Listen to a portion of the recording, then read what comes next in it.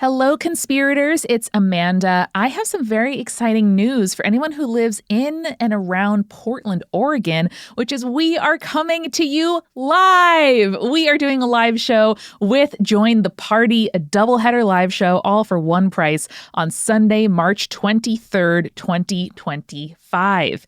Get your tickets now at spiritspodcast.com/live.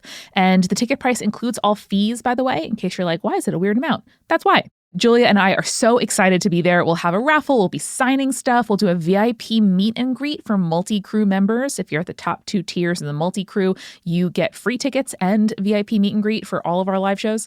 We're going to keep podcasts weird. We're going to keep Portland weird. We're so excited. So come on through if you're in the Pacific Northwest, spiritspodcast.com/live.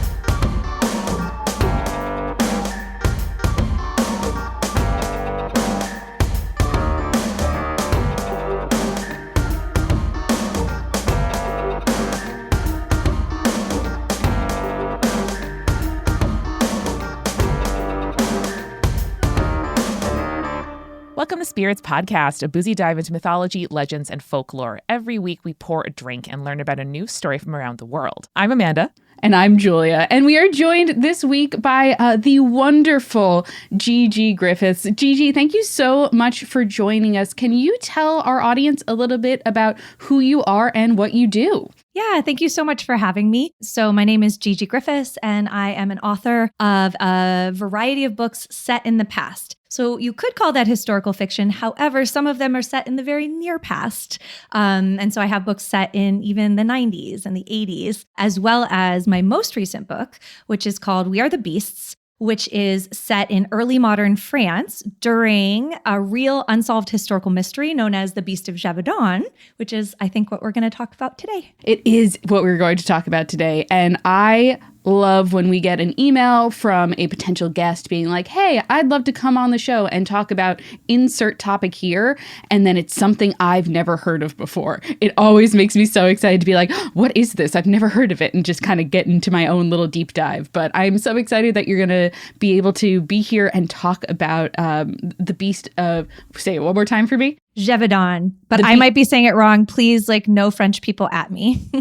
The Beast of Gévaudan. But I took 5 years of French. I still can't pronounce a single French word. It's great. That's the American way, guys. That's how we know we're American, and that's not a problem for anywhere else in the world. And advance apologies to all people who speak French on how much I'm going to butcher the names of people and places in this. Even though I have literally been to these places, I still cannot do it. We try our best here. I think I would love, first off, a little bit of maybe an introduction to the book itself before we dive into the actual story behind it, the historical story behind it. Sure. So first, I'll give you just a little context of the historical story, since that's kind of the basis of the book. So the Beast of Gévaudan was an unknown creature. We still, to this day, do not know what it is, which is part of the fun of the story. It's part of what has kept people engaged with it for so many years. And you have whole books written by historians arguing for various things that this creature could have been. And so in early modern France, in a region known as Gévaudan, which was a region that was mostly very poor, very impoverished, and had a lot of shepherdesses and candle makers and things like that, this mystery beast starts attacking and killing people, mostly shepherdesses, because of course they're the ones out in the fields, right? Mm-hmm.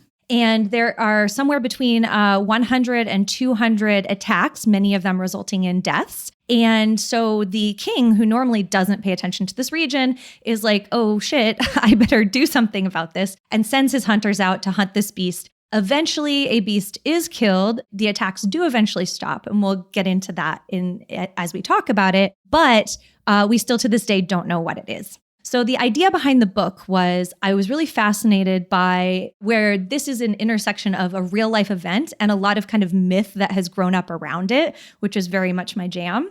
I wanted to write a story set during this event, but I also didn't like that I was going to have to write the story about a lot of girls dying, right? So I was like, what if this were a monster story about saving girls instead? And so our two teenage protagonists, when the beast comes to their region and starts attacking people, instead of seeing it as their doom, they see it as their salvation. And so they decide to use the beast as cover to fake the deaths of the girls in their village who are in really dangerous households and get them away. So it is a monster story about saving ourselves. I am obsessed. That sounds amazing. Oh my goodness. So We Are the Beasts, I believe, is out already. So people can order it now. Like, you can click on the link that is in the description of this episode and just get it right now, you know, if that enticed you enough. You sure can. I'm really excited to dig in deeper to the Beast of Gévaudan, because in doing the research after you suggested the episode, I found it very similar and very appealing to, we've talked about the like German historic werewolves, in that like there were several serial killers who were like basically mauling and eating people. And this felt very similar, but I like that it's also, we can never prove that it wasn't a human, but we also couldn't prove that it was a human. So I'm very excited. Let's dig in deeper. Tell us a little bit more about the Beast of Gévaudan. So the beast itself, lots and lots of people saw it, of course, right? So some people saw it and then they died. Obviously, we don't have their accounts. And we also had people who were attacked and survived their beast attacks. So we do have people who are describing this beast to us. And I actually have here some of the real descriptions of what they said. And I'm going to kind of and I'm going to give it to us kind of in the order of non-fantastical to fantastical, okay? Just an animal to something otherworldly. Yeah, to like something absolutely no. So first they started out and they're like, oh, the chest is as wide as a horse. It's the size of a 1-year-old bull. Its paws are as strong as a bear, and it has 6 claws, each as long as a finger. Whoa. Its body is as long as a leopard, and it has rust-colored hair with a black stripe on its back, the width of 4 fingers from neck to the base of the tail. The tail is as thick as an arm and at least 4 feet long. Its eyes are as big as a calf and they sparkle. Ooh. Its ears are short like a wolf and they're upright.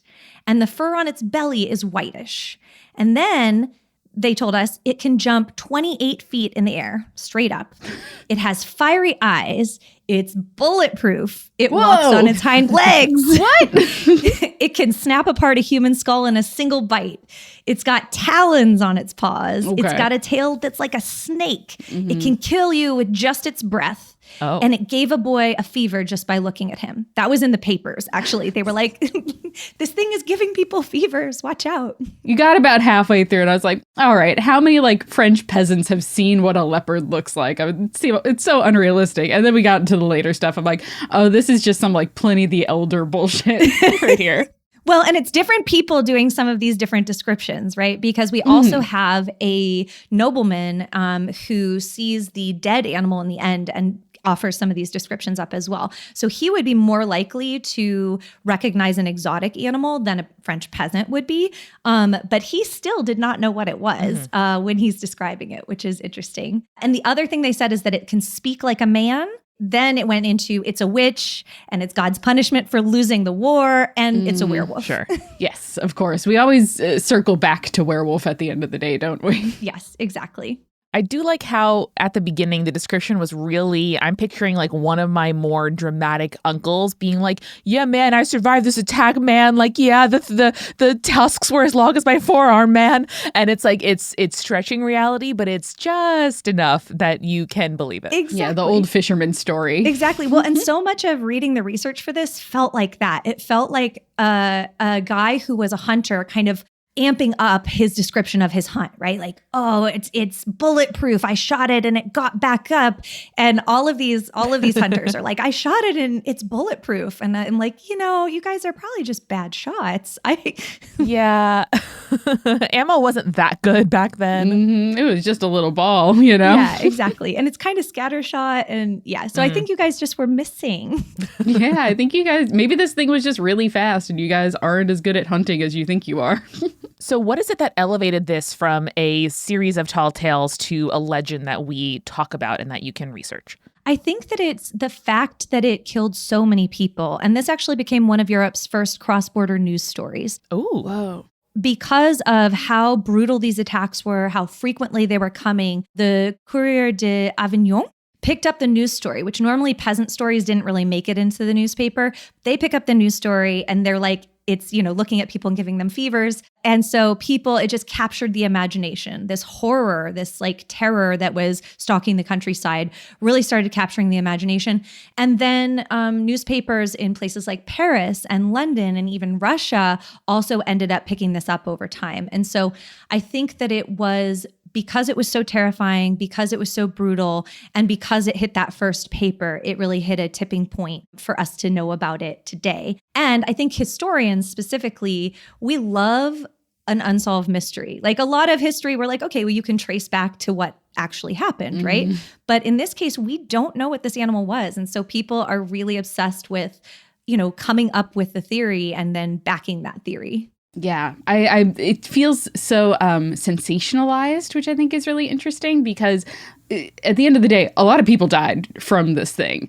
However, this idea that it grew to such a story that it was crossing nations and like people in London were reading about this French countryside killings is so fascinating and so interesting to me, especially for the time period, because this was... I want to say we just had gotten off of a war with France and England, and now we're about to get into another war with France and England. It's very interesting that like it crossed so many borders despite the war efforts and stuff like that. Or maybe because of that. Oh, yeah. So that's actually kind of a pet theory of mine. I have no proof of this being the cause, but they had just lost the 7 Years' War with England.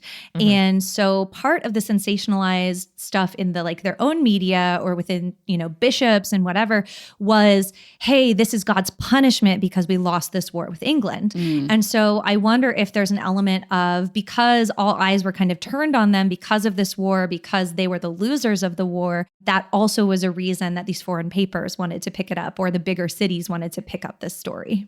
I am seeing some resemblance, and I'm not sure if it's just because it's two topics that you've written about or if there is actually a connection here, but seeing this kind of like a similar sensationalism to the Satanic Panic and also the rise of evangelical Christian, like blaming stuff like this sort of thing, like, oh, we lost this war and now God is punishing us, with other Christians like believing that natural disasters are a way that God is punishing us. I'm very curious if there is a history repeating itself element to that.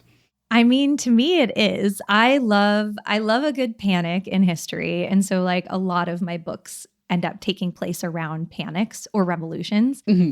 I do think that they're like history rhymes, like we say, right? Like you get all of these different panics over time, and they're all tied to whatever the culture is at the time, but they look really similar when you really boil down to it. It's like, okay, if something bad is happening and we feel like it's outside of our control, then we look to the supernatural, whether that's God, whether that's the devil, whether that's some other thing, depending on what your legends and religions and myths are in the area and the time that you're in. Yeah, absolutely. So I'm curious then. I'm sure a lot of scholars have differing opinions as to what the beast was. And I know we'll probably never have a real answer, but what are some of the theories as to what it could have been or was? So, okay, what was it really? There's a lot of different theories, like you said. And the most kind of vanilla theory is that it's a wolf, right? Because occasionally you do get animals that normally aren't man-eaters that become man-eaters. And so that kind of first theory is it's either a wolf or it's a pack of wolves that have gone rogue and started eating people. So the argument for that is that there's kind of uncontrolled hunting in the region at the time. And so possibly prey animals were lesser than they were before. And so the wolves were starting to turn to other sources of food. So that's kind of when people argue for that, that's really what they're arguing for, is that these shifts in hunting patterns, shifts in forestry patterns were causing wolves to come into more contact with humans. And it could have been one wolf or it could have been multiple wolves. And it just was this time of great upheaval between humans and wolves.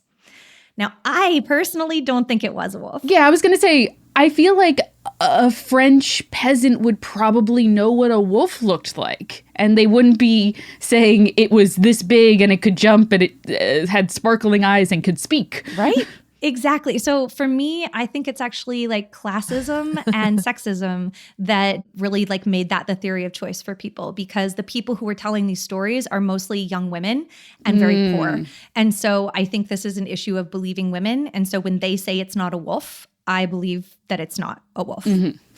Also, this thing is eating a large quantity of human flesh that is just more than a wolf can actually eat of a human. And so it would have to be multiple wolves if it was anything having to do with a wolf.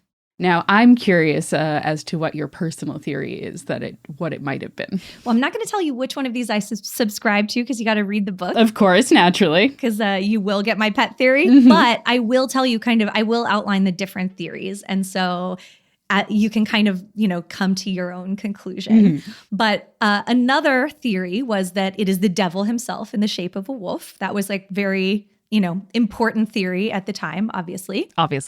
And then another one was, again, they feel like because they lost this war, this might be God's punishment for losing the war. I actually have a quote here from a book called The Gévaudan Tragedy.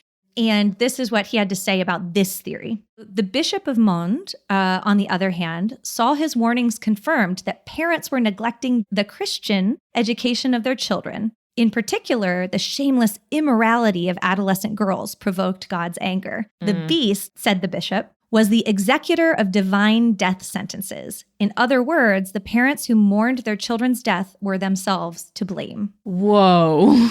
And at the same time, my heart is, split into where I completely understand why a parent worried about a vulnerable kid would be like, well, those parents must have done something wrong, because the reality that life is really that random and that tragic is something I can't live with. And also that is the worst possible thing you could ever say as someone has lost a kid. Like, geez. Right. Yeah.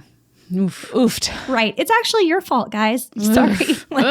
Well, and this version of God is so unserious to me because, like, if this is actually a punishment for losing the war, like, why wouldn't you punish the nobility that went into war? Yeah. Like, why are you like, oh, these like 12-year-old peasant girls, that's who we're going to punish. Right. The 12-year-old peasant girls whose fathers probably weren't even soldiers in the war, like they're just farming back at home and they're the ones getting punished. That makes no sense. Just trying to survive, literally.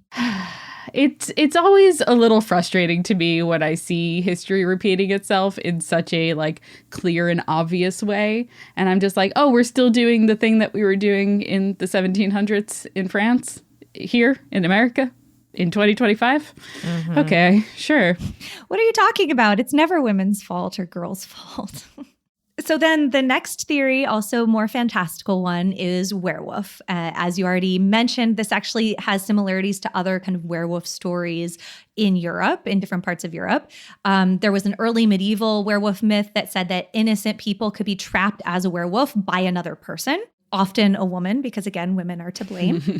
And another medieval myth said that anyone who was excommunicated from the church became a werewolf for a period of time. So there were these ideas that people could be either turned into or like make themselves into werewolves, evil actions of either themselves or another person. Yeah, and a lot of those tended to happen around the like Spanish Inquisitions and the witch hunts of Europe. So I'm not like entirely surprised that we're still kind of being like, oh, well, you left the church, so a bad thing happened to you. Another explanation, which you guys also already mentioned, is this idea of serial killers who are either dressed as wolves or have trained a dog or a wolf to attack people for them. So the evidence for this is that they had several victims that they claimed were redressed after being killed. So like their clothes were not harmed, their bodies were very harmed, and then the clothes were put back onto the body. Or their clothes were removed without damage. Like an animal did not tear off the clothes. They were off and like folded on the ground, I guess. And so they suspected a human would have to be involved if that was the case. That's bizarre. That I don't have a good explanation for besides the fact that it might have been a person involved. I can see a situation where someone found the body and it was in a state of undress, and they decided to redress it to like preserve the person's dignity or honor. Or modesty. So I could potentially see that as a thing. But the idea of them being completely undressed and the clothes folded to the side and then killed that's like, I'm trying to like go into my like police procedural murder mystery mind and be like, yeah, why would that happen?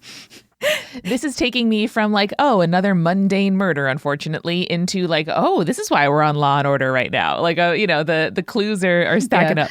Also, this idea of people dressing as animals and then killing folks is, and I don't know if it's a spoiler for The Village. It's been a long time since The Village came out. I refuse to, and it's not even like the big spoiler and twist of The Village, but this idea of them like in order to keep people around their community and around their village, having someone dress up and be like a scary monster for like to preserve the mystery and the myth, I think is interesting as well. Yes. Yeah. And like wearing skins, making yourself into a beast or letting legend help you in an effort of defense or offense is something as old as war. Yeah. Yeah, absolutely. Good point, Amanda. I never think of the like old tradition of wearing, but like the Berserkers was also a great example of that with the bearskins. So that's interesting. Yeah, when the other side of that is this idea of not a human dressed as a beast, but a human that has trained a beast as well. So you maybe don't have someone in skins or whatever. You just have someone who's like, hey, wolf, go attack over there. Listen, there's quite a history of using animals as weaponry throughout human history. So I think that is a fair point as well. I think we're so used to, I feel like a lot of media has trained us to think of like, yes, but the real monster is man. That I'm like, oh no, the dog is fine. The dog didn't do anything wrong. Fluffy over there with the blood on his muzzle, he's doing great. He's fine. He's okay. So then the next theory, which you also touched on. So I think you guys have already touched on like all of the theories when we were first talking about this. But the other theory is that it is a non-native animal. So you did mention like, oh, this is sounding kind of like a leopard, right? And so there's a lot of non-native animals that share some characteristics with these different descriptions. And at this time, actually, France was kind of like the old-timey Tiger King. So they actually were importing a lot of non-native animals for these menageries, and they would have what were called beast fights. And so they would pit these animals, unfortunately, against each other for entertainment. And so this is obviously not something the peasantry can do or is doing. This is something that the nobility is doing, and quite far away from Gévaudan. So I think that's kind of the argument against it, is that this isn't really happening very close by. But people have made compelling arguments that this could be a non-native animal that was brought there for these menageries. And it could be maybe a traveling menagerie or something that had gotten closer and something got away. Totally. I feel like that's the mid-1700s French equivalent to the Colombian drug hippos. Do you know what I'm talking about? I do not. Oh, so in Colombia, Pablo Escobar had his like compound, right? And he had a menagerie in the compound. And when he was killed, it just kind of went to waste. And the hippos from the menagerie escaped and now are just like reproducing and like taking over the Colombian countryside. And they're like, we don't know what to do with them. They're really hard to take out and kill. We're trying to like maybe like chemically neuter some of them so they can't reproduce as much. And there's some theories that they'll eventually make their way all the way up to the United States. And people are like, what now? We don't know what to do with them. Wow. And that's like one of the world's most dangerous animals. Right. Exactly. That is not an animal you want like reproducing in your country. Exactly. I was thinking too, like, is it a boar? Like, is it a warthog? Like, there are a lot of, I feel like always I'm thinking in the sort of like pig direction whenever people are describing a mystery animal. Because they can get quite big and they are quite powerful, especially if they're hairy or different to the, pigs as livestock that one might be used to. Well, and one of the descriptions did say that it had hooves on its feet. So like that's most of them are saying it has talons or some sort of like knife-like protrusion. But there was at least one description that said it has hooves. Either the devil or a boar. It's one of two choices. Or a devil boar. Now I'm curious if it's potentially just like there happened to be several man-killing animals of different varieties around France at this time. Like, it's very possible that, like, if you're describing something with hooves and the other person says it has paws, what if they're two different animals? That's such a good point. And actually something I found interesting that like did not make it into my book at all is at the time, or actually through like the 100 years all around it, there were a bunch of kind of mystery creatures killing in different parts of France, not just in Gévaudan. And so Gévaudan had the highest death toll, the like most killings, and so it got the attention. But there are other places where they're like, we randomly had like 10 deaths in a couple of months from a creature no one could describe or something. It's also not lost on me the toll and proportion of something like that to a village where, you know, everybody's labor really matters to keep things running. Yeah, and to have 10 individuals die in a village that probably does not have, I would say, more than 100 people would be a real loss. This is such a good point. And actually, this is something that happened during the real beast situation is there's this government official who's in charge of the region. His name is Lafont. And Lafont is trying to keep people safe, but he's also a little bit out of touch with what people need. And so he's like, everyone stay home. Don't let your girls go out in the fields. But they are living hand to mouth. And the way that they live is off of their cattle and sheep. So someone has to go out into the fields with the cattle and sheep. And this is actually another argument for me against it being a wolf, is that a wolf will typically go after the sheep, right? That's going to be easier prey, better pickings. They can drag it off really easy versus a person. And this animal was not taking sheep, it was taking people. That definitively says no wolf to me, because if I'm lazy and tired and hungry and I see a sheep right there and then I see a person, one's looking a lot better to me than the other. Yeah. I remembered when you were introducing the story, I was like, oh, she's making a real point of saying shepherdesses instead of shepherds. And I was like, oh, that's so interesting. Like, I never thought about the feminine version of that word. And now it makes sense as to why you particularly used that one. I was like, I see. Yeah, it is mostly teenage girls, which is part of the reason that the church was like, it's teenage girls' fault. It's mostly teenage girls that are getting attacked because that is mostly who is out with the sheep, watching the sheep from a very young age. So kids actually started work in Gévaudan at 5, and they were probably out in the fields as early as 7 or 8 doing this kind of work. And there were no guns allowed in Gévaudan because you could only have a gun in this time if you were nobility, and these are obviously not nobility. Yeah.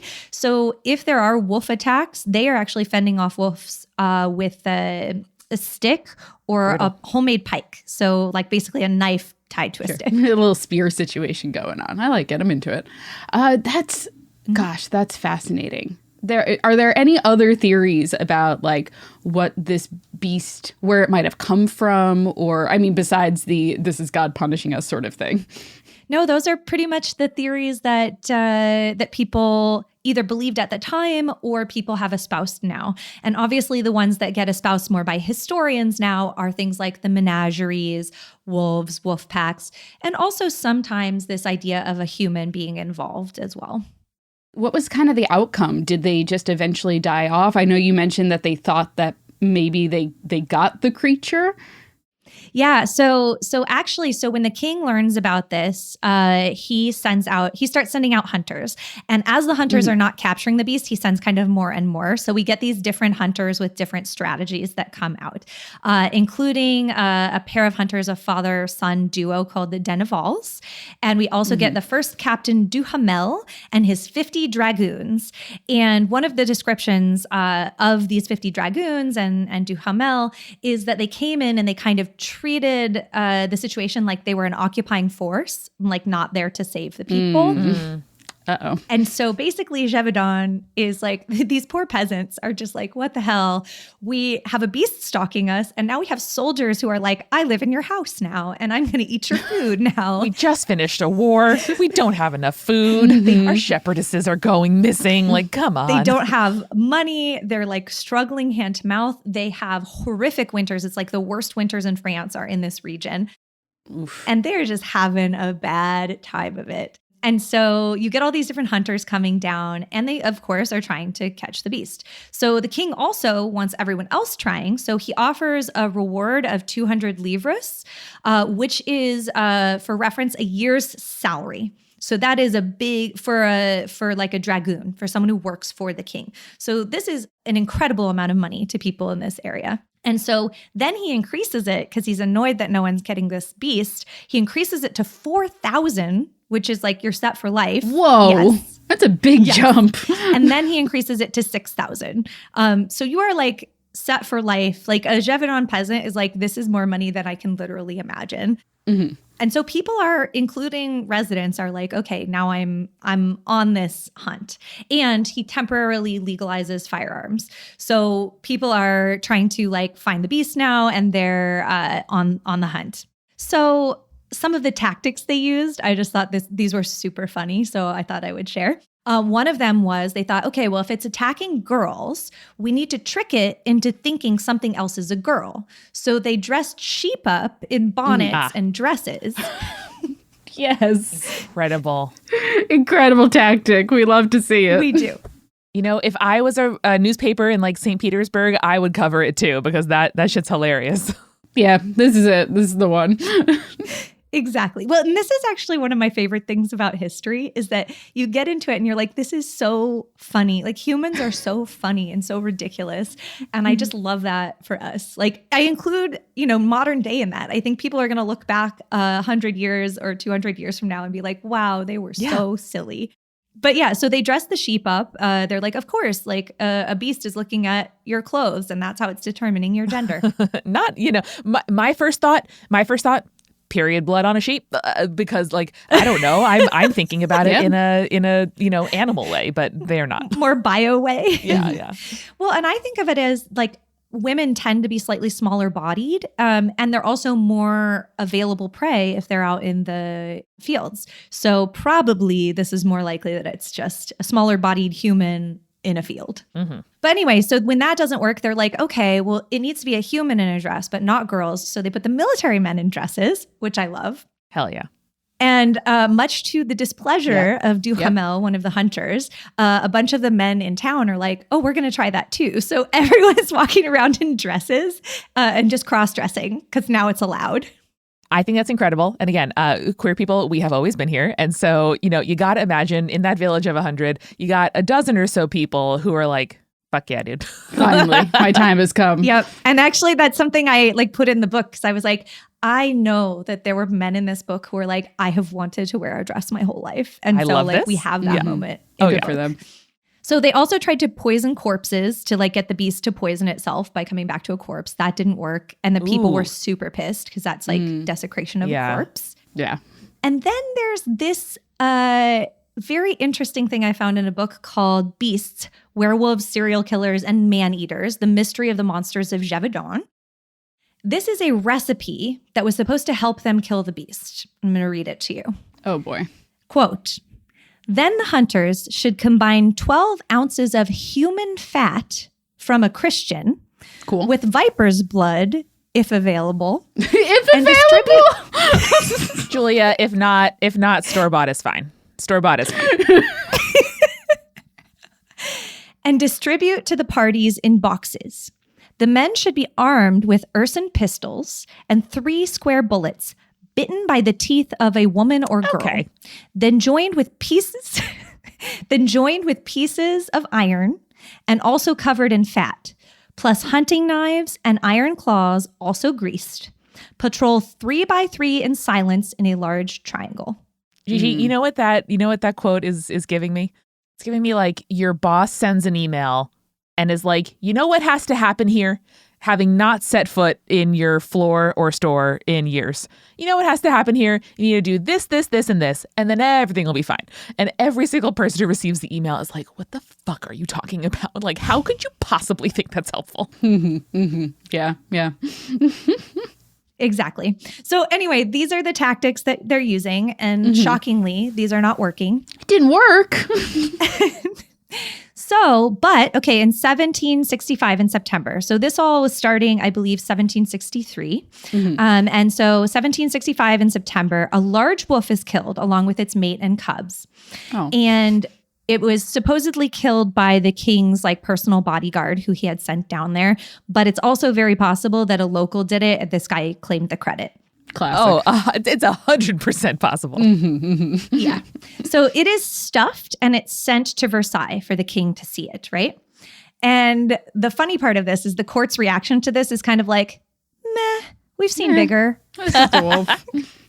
Cool. Like It's a the wolf, I nobility's guess. like, oh, was this was what the fuss was about? They had probably seen taxidermy from, hunters from all over the colonized world. So I'm sure that they're like, I don't know. I've seen a real tiger versus I was going to say the court's seen tigers. Right, versus these poor peasants are like, holy shit, it's eating my sheep. Yeah. So, but the nobility, even though they're not that impressed, they're like, okay, well, it's done. It's over. The problem is solved. Even though this is an ordinary wolf. And when they do an autopsy to stuff it, they don't find any human flesh in this wolf or any indicator. Seems kind of important. They do not find any indicator that it has been eating people. There's not human bones in there. There's not peasant clothes that have remained. But the court is like, okay, it's done. All good.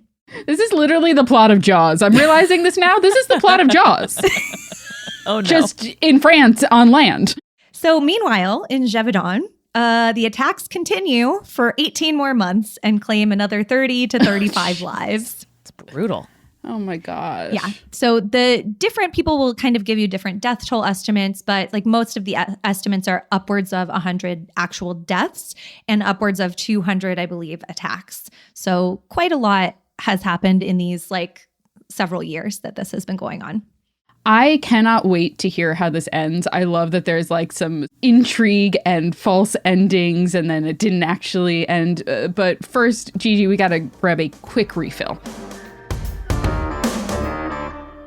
Hey, this is Julia, and welcome to The Refill. First, of course, we always thank our newest patrons. Thank you to Lynx, Chindalani, and Lauren. Thank you so much for joining us at patreon.com/spiritspodcast, where you're going to get some cool rewards like ad-free episodes, recipe cards for every single episode, and so much more. Plus, there might be some new stuff coming to our Patreon, so keep an ear out, keep an eye out, and we'll tell you a little bit more about that in the future. But in the meantime, thank you to our supporting producer-level patrons, Alicia, Ann, Hannah, Jane, Lily, Matthew, Rico, Captain Jonathan Malachi Cosmos, Scott, Will, and as well as our legend-level patrons, Audra, Bex, Chibi Yokai, Michael, Morgan H., Sarah, and Beam Me Up Scotty. And again, you too can join their ranks at patreon.com/spiritspodcast. Hey, things are tough out there right now, and we are so grateful that we get to have the audience that we have here and that we get to speak to you every week about things that are important to us. And right now, I just want to highlight that it is particularly difficult out there for our trans and non-binary listeners, our friends, and our family members. And so if you can do something to support those people in your life, I highly, highly recommend it. They need our help more than ever. And I would recommend looking at the Human Rights Council's resources for Facing the Future Together, which is linked in the show notes of this episode. So be safe out there and be strong when you can, And if you need a little escape from this world, the earth that we are living on, and a little levity in your life, might I recommend listening to Pale Blue Pod. Pale Blue Pod is an astronomy podcast for people who are overwhelmed by the universe but want to be its friend. Astrophysicist Dr. Moya McTeer and a new guest each week demystify space one topic at a time with open eyes, open arms, and open mouths from all of the laughing and the jaw-dropping. By the end of each episode, the cosmos will feel a little less, too scary, and a lot more, ooh, so cool. New episodes every Monday wherever you get your podcasts. Check out Pale Blue Pod. And we are sponsored this week by Calm. Listen, there's a lot happening these days, and it can feel especially stressful or hopeless when things are outside of our control. But Calm can help you restore your sense of balance and peace amidst outside chaos. Maybe you've been having difficulty focusing lately. Maybe there's things like parenting pressures or work challenges or school commitments or just the general drama of living in the world that we're living in right now. And if this sounds like things that are stressing you out, I know something that can really make a difference for me, at least, is Calm. I really enjoy their sleep stories. I have had many sleepless nights, and the Calm sleep stories really do help me fall asleep quicker and also stay asleep. And if you are someone who struggles with sleeping, hey, there's nothing like listening to like a comfy train ride while someone narrates the train ride across England. It's very comfy, it's very cozy, and it takes you away. It's that escapism that I think a lot of us need. And Calm is the #1 app for sleep and meditation, giving you the power to calm your mind and change your life. I recommend their meditations, which can help you work through anxiety and stress.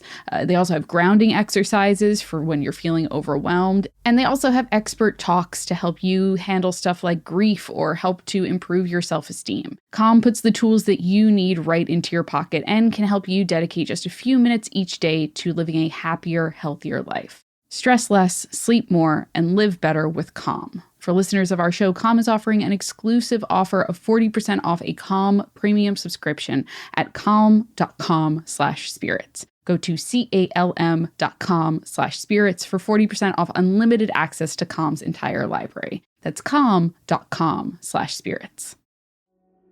Some mysteries can be solved by looking at the facts, but in some cases, answers lie in the unknown. I'm Ashley Flowers, and each week on my podcast, So Supernatural, we explore some of the world's most bizarre occurrences and unravel their possible explanations, no matter how strange. Because sometimes, to get to the truth, you have to look beyond what we know to be reality. Listen to So Supernatural now, wherever you get your podcasts. And now, let's get back to our show.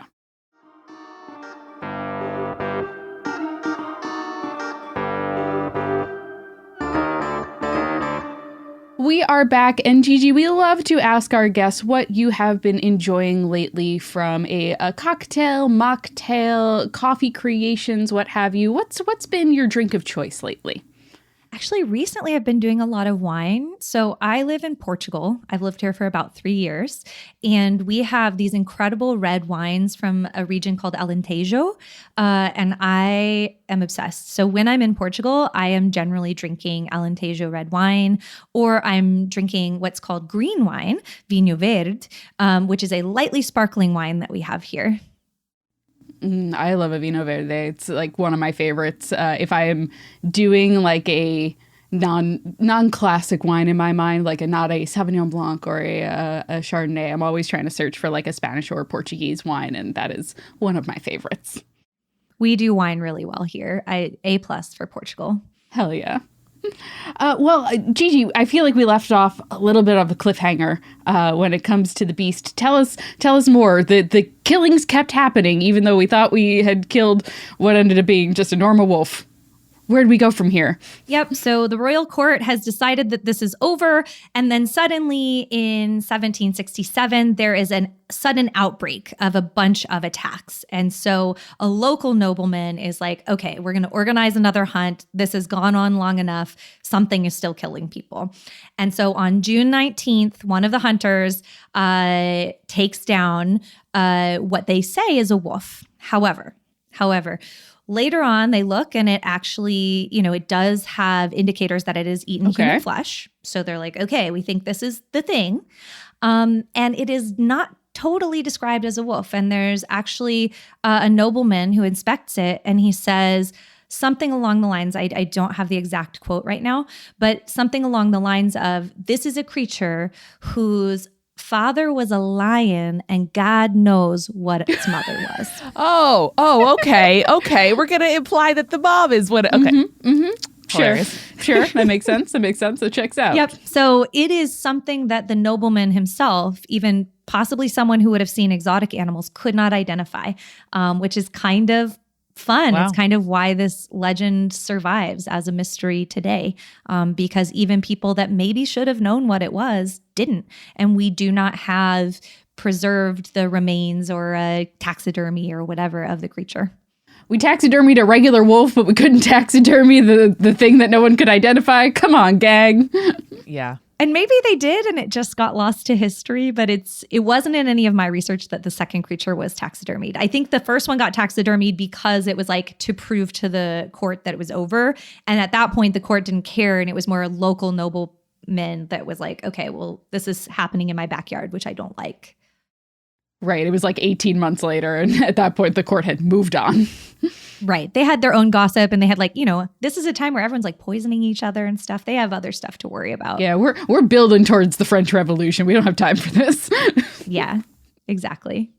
So Gigi, I have to know, when did you first hear about this legend and what about it like stuck with you and wouldn't leave you alone to the extent that you ended up setting a book during this panic? A friend of mine actually sent me, I think it was done by Puppet History, a breakdown of the Beast of Gévaudan.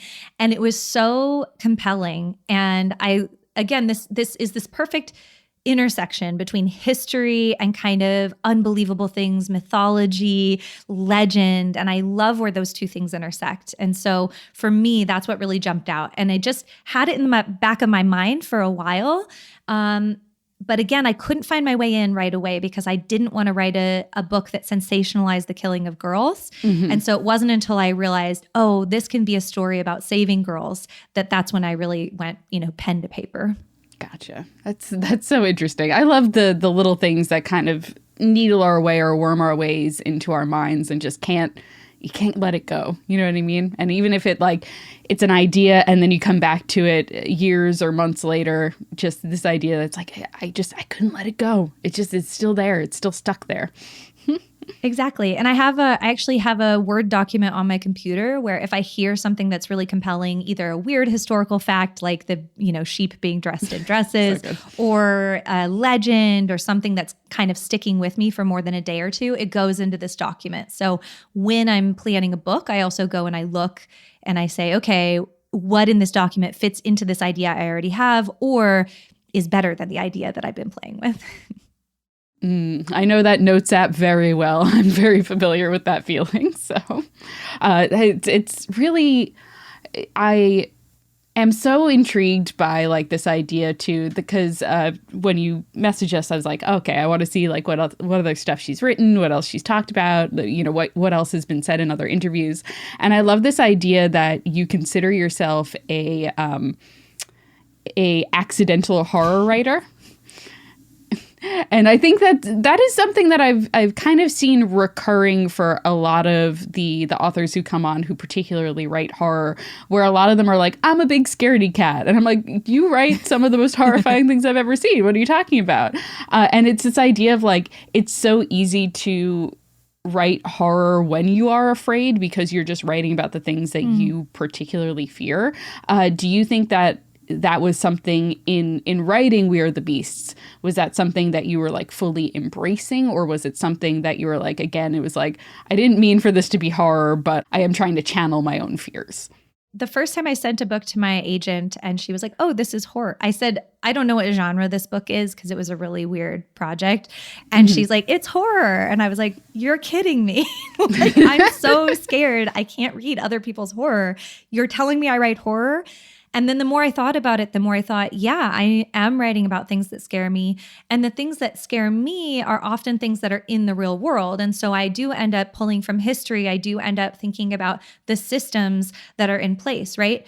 So these shepherdesses, they're out in the fields and they have no other choice but to be out in the fields. So when this beast starts killing, they cannot do anything else except take their sheep out and hope for the best and have their pikes and, maybe team up so that there's two of them instead of one, because otherwise they starve. And so those are the kinds of things I want to explore is the horror of reality and how the system that kept them poor is also what put them in danger, not only from the beast, but in the book from the men in their own village, from the people with power, whether that be wealthy folks or whether it be men or whether it be the soldiers that are coming into their homes. And very reasonable fears, not only for the average person, but particularly for teenage girls. And to make that the focus of a YA horror novel, I think is going to speak to a lot of people, especially a lot of our folks in our audience. Hopefully, yes. Everyone go buy it and then tell me. I mean, don't tell me directly if you hate it, but tell the internet. I feel you. I feel like there is so much more we are going to have to talk about with you, Gigi. I know that I saw something on your Instagram a couple weeks ago as of recording about your queer anti-fascist art heist book, the draft of which you just finished. So trust, you will be back for that book's release, if not before. But in the meantime, could you let our listeners know where they can follow you and your work online? And of course, you can find a link to buy Gigi's books in the description of this episode. Yeah, so you can all find me at gigigriffis.com, which is where you can find not only like a link to get on my newsletter list or like read my blog or whatever, but also whatever social media I'm active on at the time. Our social media landscape seems to be changing a lot lately, so I will say it's best to be like on one of the mailing lists. I only send emails if there's book news. You're not going to hear from me every week. You're not going to hear the same thing from me 25 times. You're just going to hear from me when it's like, oh, this book is getting an audio edition, by the way. That's it. Hell yeah. I love that. In times where we don't know where we're going to be getting our sources, it is like sometimes a little stressful to be like, I don't know what to do. An email list is always helpful. Gigi, thank you so much for joining us. This was, I feel like I got so much more information about the Beast that I was anticipating. And I can't wait to have you back at some point in the near future so we can talk more about your creative process, your writing process, and the things that scare you. Cool. Thank you so much for having me. This has been a pleasure. It was our pleasure as well. And listeners, remember the next time you go to take care of your sheep out in the field, stay creepy. Stay cool. Later, Saters.